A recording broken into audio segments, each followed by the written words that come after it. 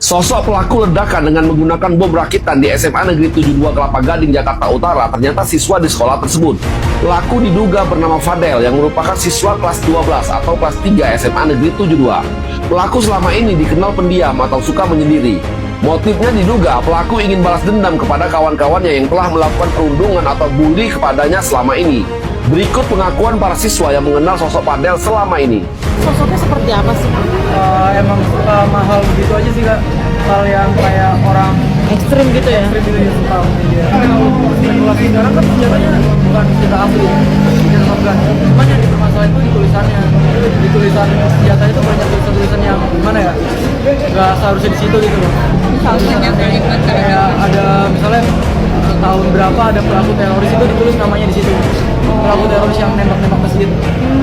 Ditulis, jadi mungkin itu kayak gimana ya, hasrat dia aja sih, inspirasi dia buat ngelakuin ini. Dia suka nonton video yang gimana ya, istilahnya kayak gore gitu kan, kayak orang-orang yang seperti dibunuh atau gimana. Itu temennya dia emang taunya kayak gitu. Tadi juga isu-isunya dia sempat pulang dulu juga, Kak. Dia sempat izin pulang sekolah. Habis itu antara dia izin atau enggak emang loncat pagar, Kak. Oh, berarti rumahnya di daerah situ? Nggak tahu rumahnya daerah situ atau emang dia udah siapin alatnya di situ ya, Kak. Atau ya emang dibawa dari pagi, itu kan saya masih nggak tahu juga ya. Tadi pas kejadian tuh udah bener-bener dia nggak ada di TKP, Nggak ada. nggak kelihatan sama sekali. Nggak ada. Teman-teman kelasnya pun kayak ada beberapa yang bilang kalau dia tuh emang udah hilang. Dia kelas berapa sih? Kelas 12 apa saya nggak tahu. Oh, kelas 12. Ledakan di SMA Negeri 72 Jakarta. Ketika sekolah kehilangan rasa aman, sebuah refleksi perspektif pendidikan karakter. Ledakan yang mengguncangkan SMA Negeri 72 Jakarta bukan sekedar peristiwa kriminal atau pelanggaran disiplin, melainkan alarm moral bagi dunia pendidikan kita. Di balik dentuman itu, mungkin ada jeritan sunyi seorang anak yang lama tak terdengar. Mungkin ada amarah yang tidak terkelola. Mungkin juga ada rasa sakit karena perundungan yang diabaikan. Sekolah yang seharusnya menjadi ruang tumbuh justru menjadi tempat luka batin yang tak tertangani.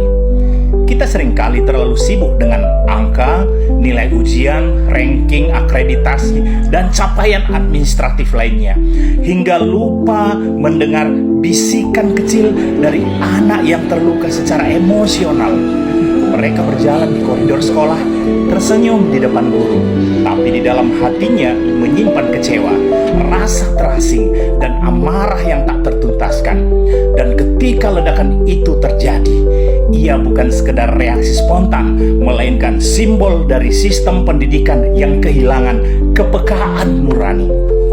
Berikut ini ada 5 poin kritis berdasarkan perspektif pendidikan karakter. 1. Sekolah butuh lebih dari sekedar CCTV. Kita memasang kamera di setiap sudut untuk memantau keamanan fisik, tapi kita lupa bahwa pengawasan terbaik bukan pada alat, melainkan pada hati yang peka. Guru, wali kelas, dan teman sebaya adalah detektor manusiawi yang seharusnya mampu membaca perubahan perilaku, keheningan yang tak biasa, atau tatapan mata yang menyimpan kesedihan. 2. Guru bukan hanya pengajar, tapi penjaga jiwa. Guru sejati bukan hanya yang pandai mengajar, tapi yang mendengar lebih banyak daripada berbicara.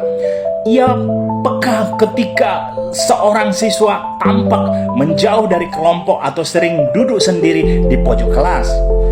Pendidikan karakter bukan sekedar slogan di spanduk, tetapi wujud nyata dalam perhatian dan kasih sayang di ruang kelas.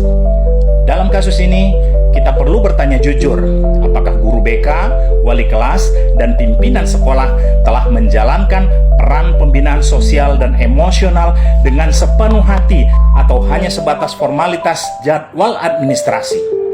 3. Orang tua dan sekolah, dua sisi tanggung jawab yang tak terpisahkan.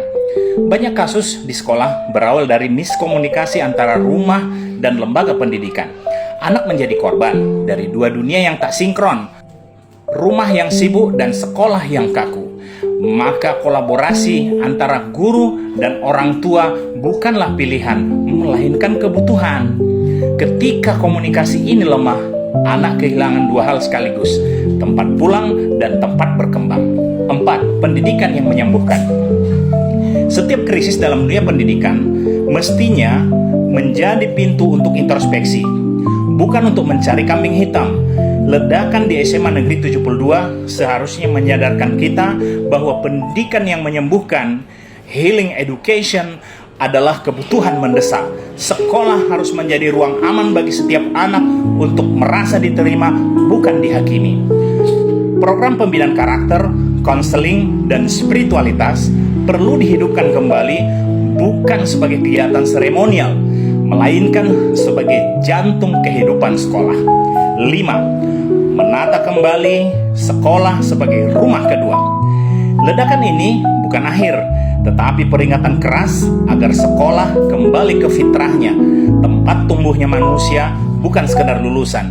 Di sana harus ada cinta, keadilan, pengawasan yang manusiawi, dan solidaritas sosial yang kuat. Setiap guru harus menyalakan kembali api empati di dalam dirinya, sebab tanpa itu seluruh sistem pendidikan akan kehilangan makna. Anak-anak tidak hanya belajar dari apa yang kita ajarkan, tetapi anak-anak belajar dari bagaimana mereka diperlakukan. Sebagai kesimpulan refleksinya, ledakan di SMA Negeri 72 Jakarta hanyalah satu titik dari sekian banyak tanda bahwa kita sedang kehilangan arah kemanusiaan dalam pendidikan. Kini saatnya sekolah tidak hanya berlomba dalam prestasi akademik, tetapi juga dalam membangun budaya peduli, komunikasi empatik, dan kehangatan sosial. Karena sejatinya pendidikan yang hebat adalah pendidikan yang membuat anak merasa aman, dicintai, dan dihargai. Itu. Saya Engran Silalahi, Guru Peradaban Indonesia dari Sumatera Utara.